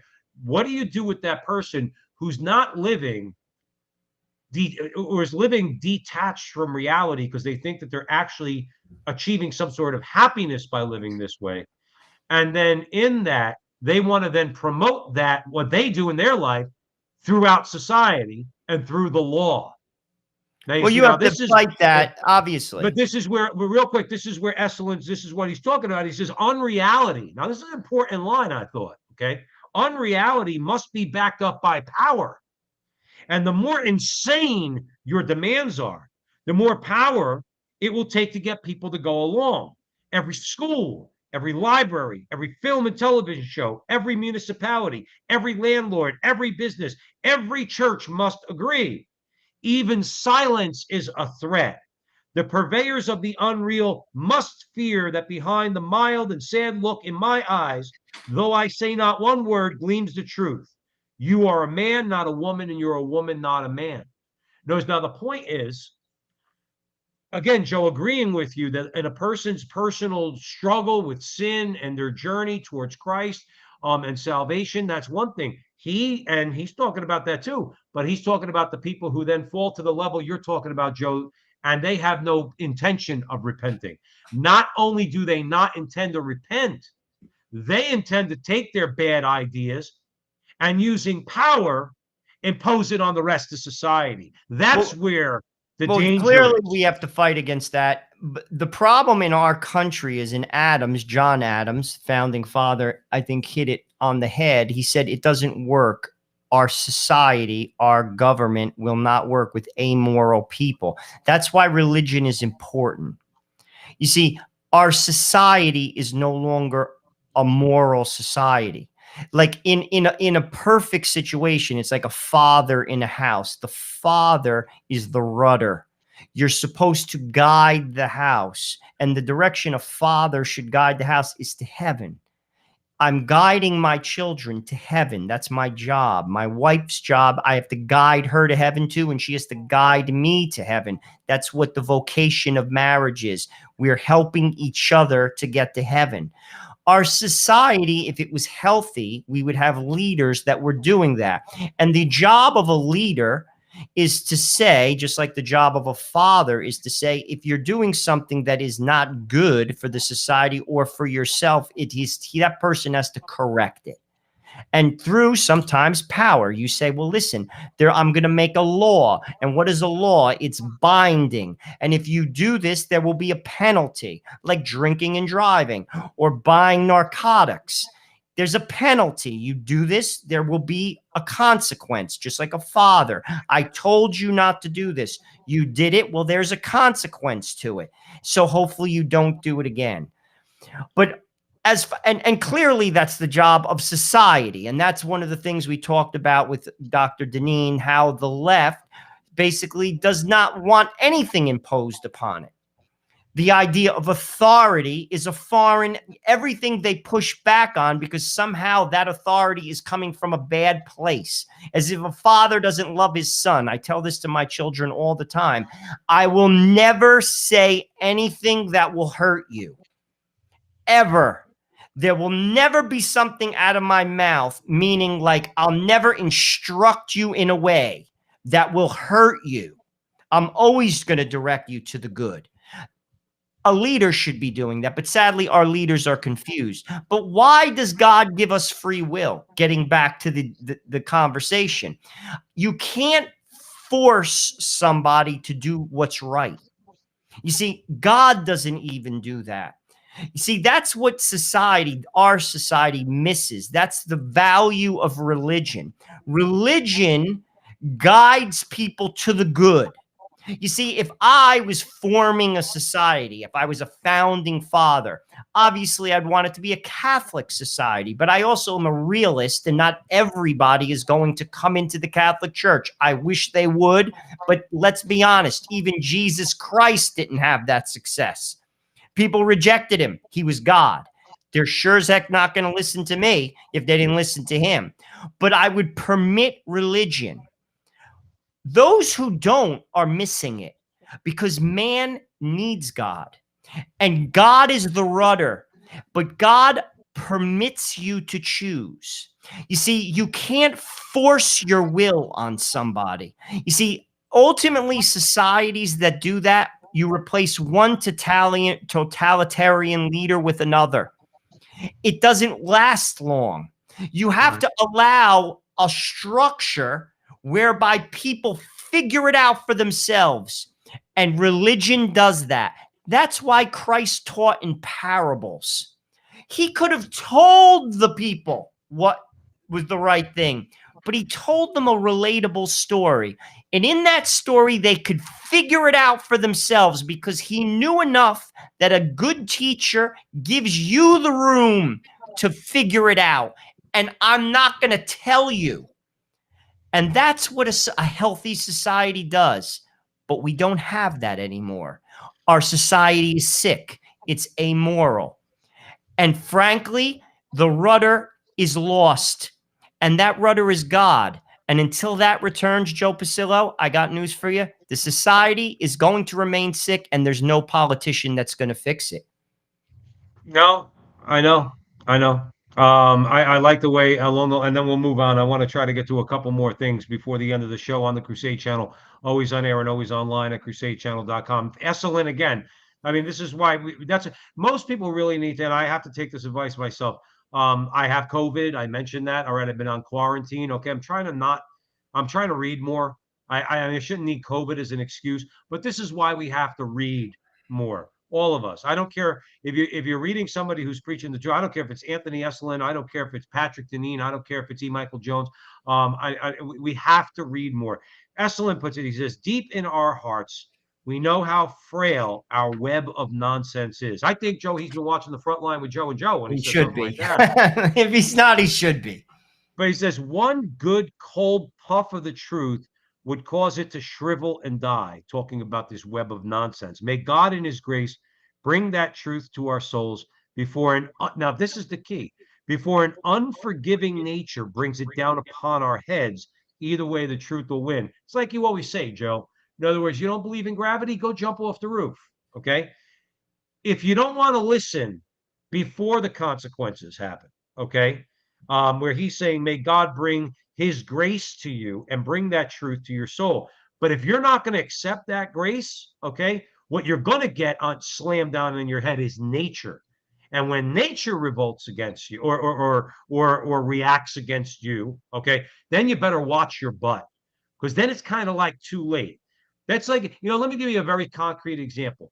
Okay. It's like when you talk about abortion. Okay. Many women, not all, I don't know the number. Many women can't have babies, can't conceive after they've had an abortion. You know that, right? I've heard that. Right. Why do you have to wait? Why do you have to wait for nature? See, if you kill your baby in the womb, then all of a sudden, who are you going to cry to when you can't bear children? When you decide that you want to. See, that's nature kicking in. Or when somebody tells you, stop leading this, let's say, I give you an example. I've said it before. I lived a very un-Catholic life for 20 years, okay? What happens if I would have gotten, let's say, for argument's sake, a disease, okay, in my sexually liberated lifestyle that turned around and caused my death? Okay, like syphilis, just using that as an example, where I lost my mind and then died. Why do I have to wait for nature to take its course? Why am I not listening to God? And I think that's what Anthony Eslin is trying to say, because either way, he says, you're going to come to a realization of the truth one way or the other. Whether you listen to God, you're going to recognize the truth, or whether you get kicked in the butt by nature, you're going to recognize the truth. You might as well listen to, no, you might as you well will. listen for God. I've said this in when I used to teach in different things in the church. And this is something that sadly people should pick up on as you live your life. The rules of God apply to you whether you acknowledge them or not. You see, society refuses, like, if you're an astute person, as in you don't like lie to yourself. It has nothing to do with raw intelligence. You just don't lie to yourself. You're real to yourself. Most importantly, I know that term gets thrown around, keeping it real, but I'm talking about lying to your own self. The laws of God apply to you whether you acknowledge them or not. And if you don't acknowledge them, like Eslin is saying, nature will come down upon you. Meaning your life. Why is it we've covered this on our show about people who change their sex? Their life expectancy is not even into the 40s. They commit suicide, many of these people, because what they do is they realize, many of them, they'll say no, because society, you're putting stigmas on them. No, do some research. What they realize is this: what they expected out of the change, the reality of it, there was no change. And their expectation isn't met. And they can't live with themselves. Right. You see, sin is a dead end, no matter what kind of sin it is. Any lifestyle, whether you're a heterosexual and you're a womanizer, whether you're an amoral person in business, whether you're cheating on your wife, whether you're doing whatever, sin is a dead end. It does not meet the expectation. And this is where the open-minded person has to say, as Eslin was saying, change, try something new, or it's going to come down upon you. Your life will be miserable. You will have no peace, no inner peace, nothing, no peace. Like, and this is where, again, people need, though, if you ask me, because sometimes people, they get so mired down in their rut. They need to see goodness. I'm telling you, true goodness. That's why, like, you take like the sisters, you know, missionaries of charity, or say like the Franciscan friars of the renewal. Why are they always their convents in bad neighborhoods? They got to be examples to people. That's where they're most needed. Let's take a quick break, Joe, before the last segment. You're listening to the Crusade Channel, your home for the Mike Church Show, Crusade Channel News, the Barrett Brief, and the Kennedy Profession. From sunup to sundown, the Crusade Channel is the last live radio station standing.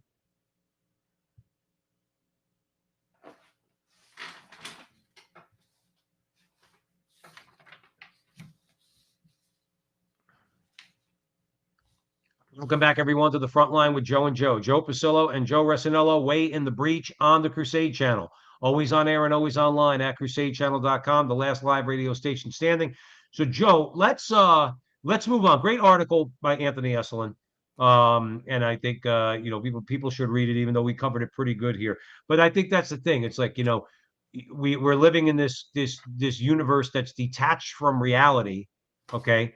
The left has us in this fantasy land, excuse me, and they have the political power to basically enforce this bizarro world on us, where, even like Anthony Esselin said, you know, in my heart, in my mind, I know I'm saying in my mind, a man is a man, a woman is a woman, but they have the political power right now, at least they think they do, to shut us down, and it's something that needs to be resisted. Now, speaking of someone who in the world, Joe, I'm firmly of the opinion that the more an individual or a group of people get demonized by the left, the more I want to know about that person or that group of people. More I'm going to probably find. I mean, look, Joy Reid just called us the Taliban. So, I mean, how much worse can it get? But obviously, you know, if she called somebody else the Taliban, I'm going to probably want to know more about that person or that group of people. So, Viktor Orban, to me, seems to be one of those guys. I'm going to kick it over to you. Well, Orban basically, you know, what's his name? Declan Leary. He's the editor of American Conservative. He opines on this. I mean, Orban clearly is a Catholic, and Hungary is attempting to live in, I guess, a Christian, you know, society, and they're getting a lot of pushback, obviously. So basically, he opines. He says, though our situation is perhaps a little less black and white, and there's disagreement on exactly when we turned our backs on the Christian social order that we built in the West, it's hard to deny in 2021 that such a break occurred. We too find ourselves subject to tyrannical ordering of the market that destroys the bonds of peace. We too find ourselves subject to domineering social philosophies that find no room for the family and in the future. We too are faced with Gnostic fanaticism that hates history and truth as much as it hates us. The response to the destruction of the West is not to sit back and let the market figure it out, nor to reconcile ourselves to the pressures of secular technology and liberal modernity. What post-Christian societies need is a deliberate effort to restore social order, to reassert the prerogatives of church and family in the face of hostile forces. It's interesting. Exactly what we've been talking about. That's I mean, exactly what we've been talking about. He brings up, what's his name? Blessed Karl of Austria. I mean, yes. Ultimately, I mean, it's a point. Could it come to that? Maybe.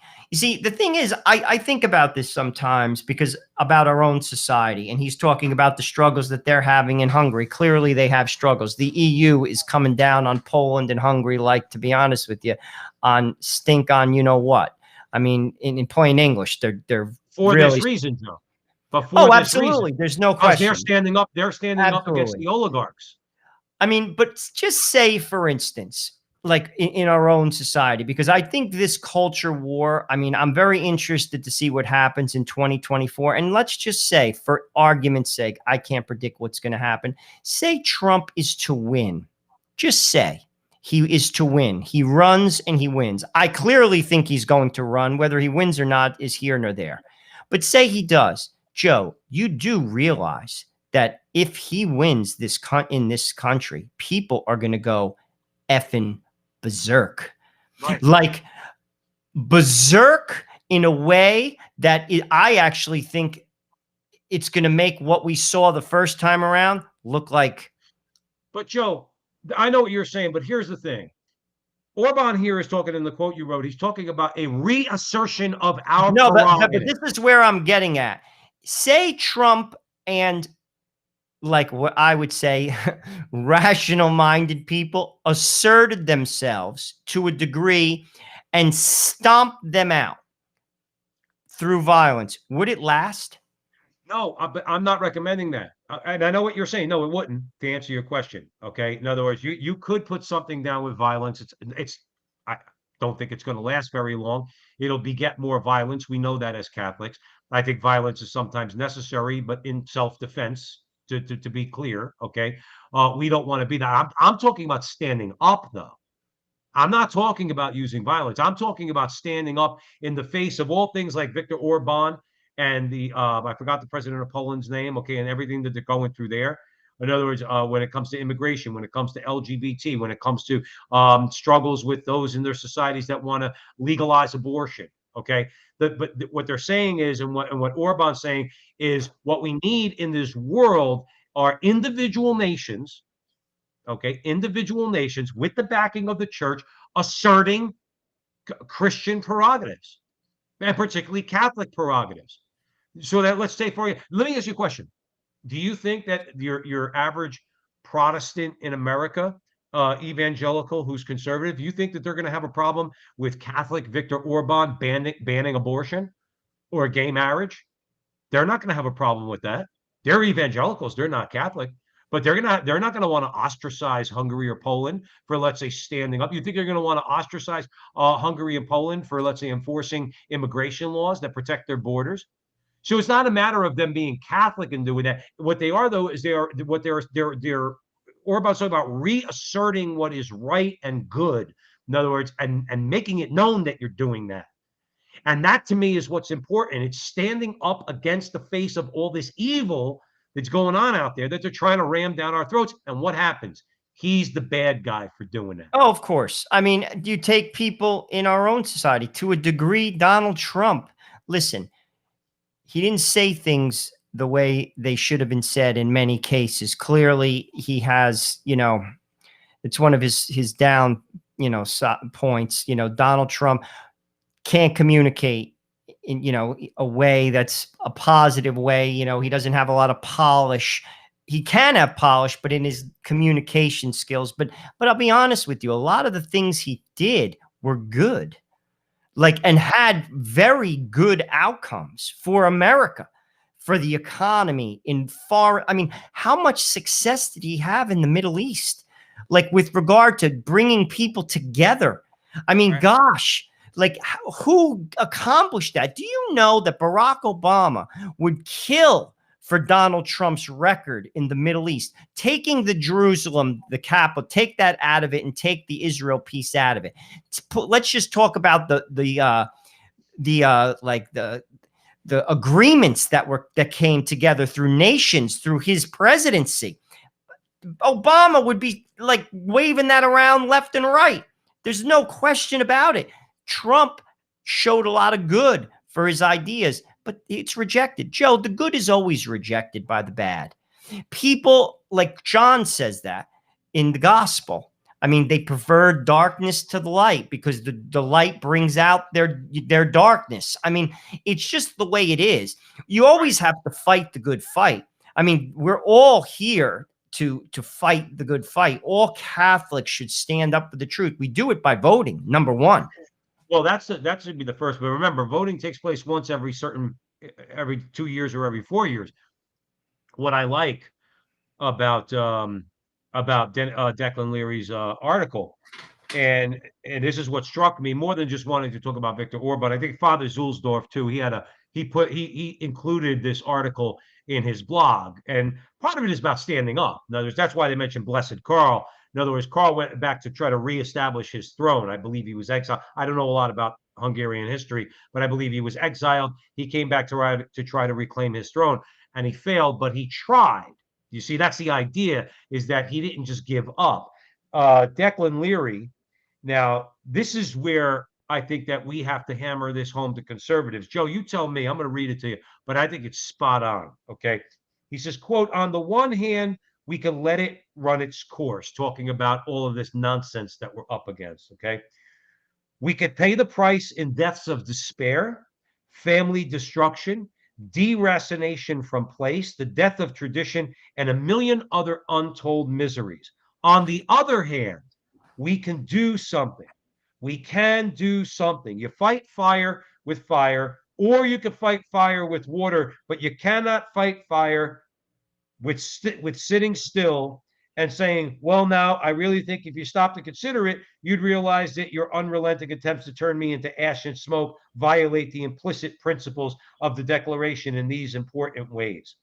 That's what I like about this article. He says American conservatives have spent a century standing athwart history yelling stop and have wound up with nothing but boot prints on our faces. I think he's exactly right. I think he's exactly right. In other words, we say that we're standing up against, like, take the perfect example, Joe. We spent 4 years hearing about big tech. All right. We need to do something about big tech, do something about big tech. We make heroes out of people like Josh Hawley, who we like, Ted Cruz, who we like, Rand Paul, who we like. Did they do anything when they had the majority in the Senate and in the House? No. Did they?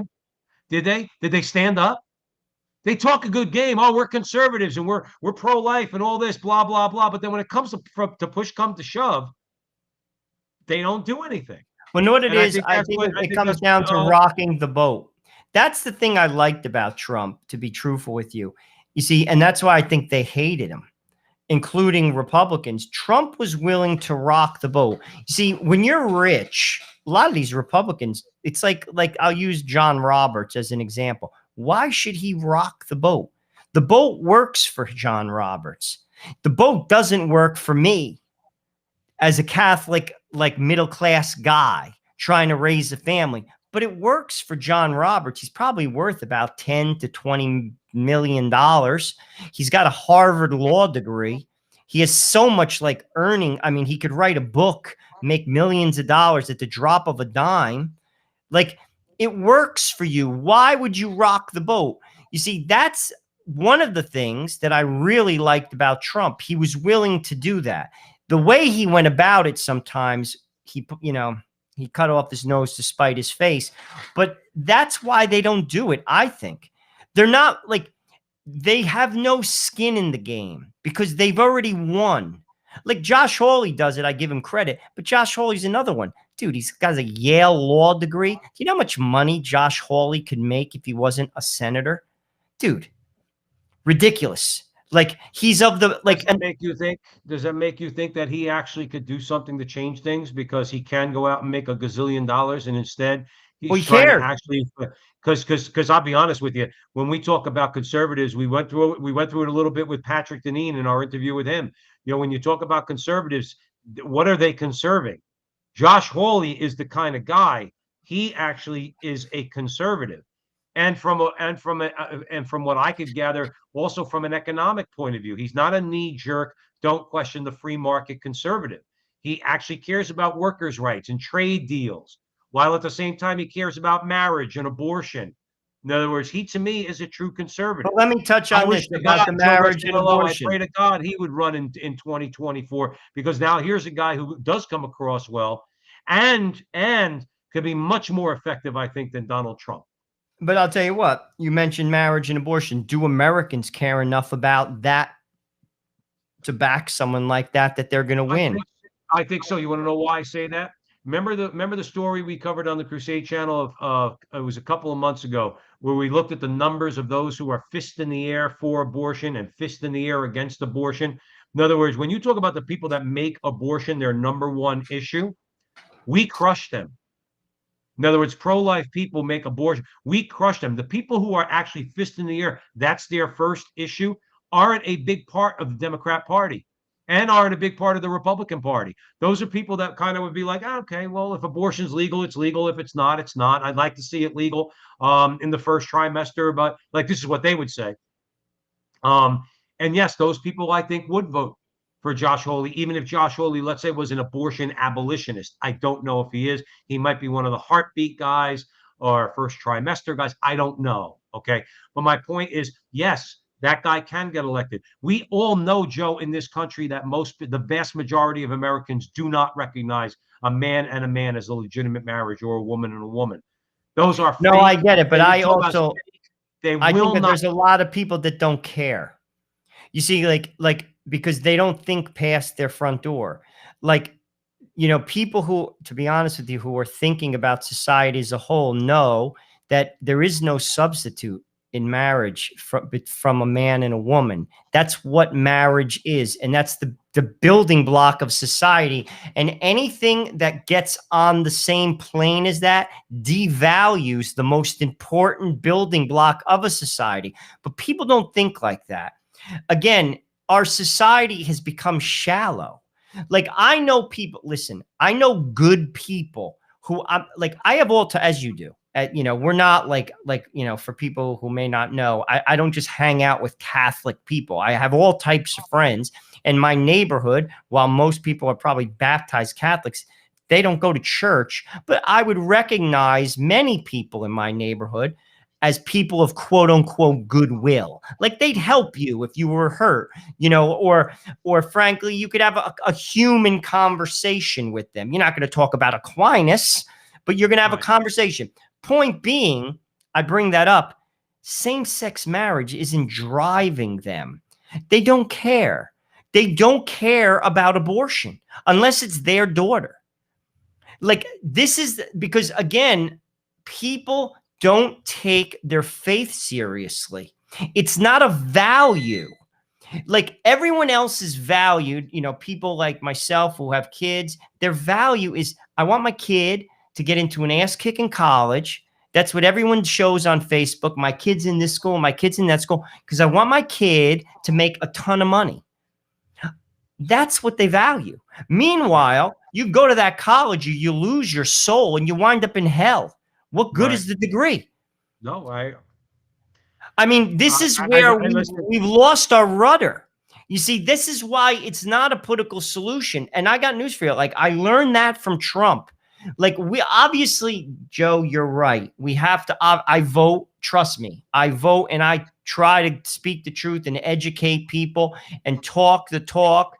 But ultimately, the game changer is people have to have a change of heart. They got to gear themselves to the true, which is God. And until that happens, I got news for you. I think, like, you take a guy like, what's his face, who just got booted off CNN. What the hell's his name? Santorum. No, he got booted. Yeah, I think he just got sacked out of Santorum. Rick Santorum. He used to be on CNN as a commentator. Oh yeah, they got rid of him. I wasn't even aware. But my point is, here's a guy, seems like a pretty good Catholic guy. He has like 7 kids. He has a Down syndrome, kid. And he's like, seems like I've walked behind him on the March for Life. One of the 2 times I went to it. Dude, no chance in America. Protestants aren't voting for that dude. No way. Like, America is like, if you had a legitimate Catholic, like, I'm talking like, like a person buys into it all. Dude, I got news for you. If you're a legitimate Catholic priest, in some parishes, they're going to drive you out. The very parishioners that sit in the pews, because people aren't interested. They don't see the value in it. Because here's the deal. All those things, Joe, require sacrifice. The walk of Christ is not the walk of roses and friggin' prosperity.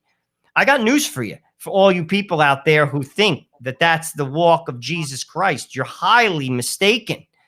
The walk of Christ is the walk of sacrifice. Like, to live as a Catholic man in a Catholic marriage, you're going to sacrifice. It's not the Brady Bunch.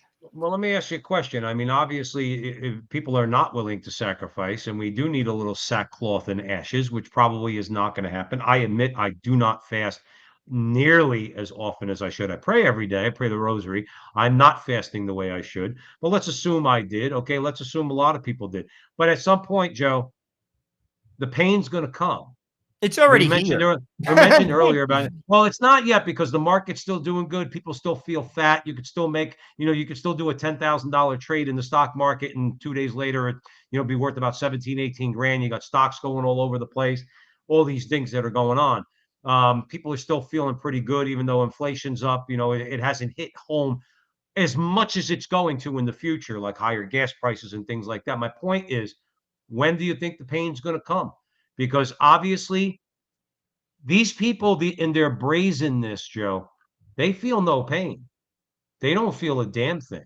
Gavin Newsom, he doesn't feel any. He feels like, screw you. Nancy Pelosi, screw you. I'm rich. I'll go to a Michelin star restaurant. What do I care about you? I'll impose a mask mandate. I'll do whatever I want to you. You won't do a damn thing. When is God going to intervene? In other words, because I'm a pretty good student of history, and the Romans were pretty debauched towards the end. Okay, towards the end of the empire, we crushed the Roman Empire on the level of debauchery. Just a child murder alone, just a child murder alone. Okay, but then you want to throw in everything else. When is it going to end, in your opinion? Well, I know you don't have a it crystal eventually ball. will. I mean, it ends for them when they die. I mean, ultimately, So as a society, I mean, like but as a when are we going society, to? like I said, things can get very bad. I mean, you could look at other countries. You go into countries of South America. I mean, where basically you have 10% of the population living in the first world and 90% living in the third. I mean, that's a lot of the world, actually, Joe. A lot of the world. I mean, you'll go to places like Rio de Janeiro, eat at like an ass-kicking restaurant, and walk outside and see barefoot kids. They have no shoes. Mm-hmm. I mean, like, it could turn into that. But ultimately, again, why does that exist? Some of those people are closer to God. The goal of life is to get into heaven. God will work his way through it. I mean, dude, we're a new society, America. I mean, as far as societies go, it's not even 300 years old. Look at like places like Spain, France, Portugal. I mean, they're infinitely older societies than America. I mean, we're going to have our ups and downs. Hopefully, through this mess, people figure it out. I'll tell you what, though, Americans have something I think special. And this is what it is. The people who came here took a chance. And frankly, we are revolutionaries. That's who is here. All of us come from people who took a chance. Maybe when our backs get thrown up against the wall to the degree that you're talking about, where we're faced with financial ruin, when we're faced with no medical care whatsoever, when we're faced with our kids, it's not even a possibility that they're going to get educated, maybe people will get their act together. Maybe, Maybe. Maybe that's the only thing that will, because clearly, Joe, I'm going to tell you this, they don't listen.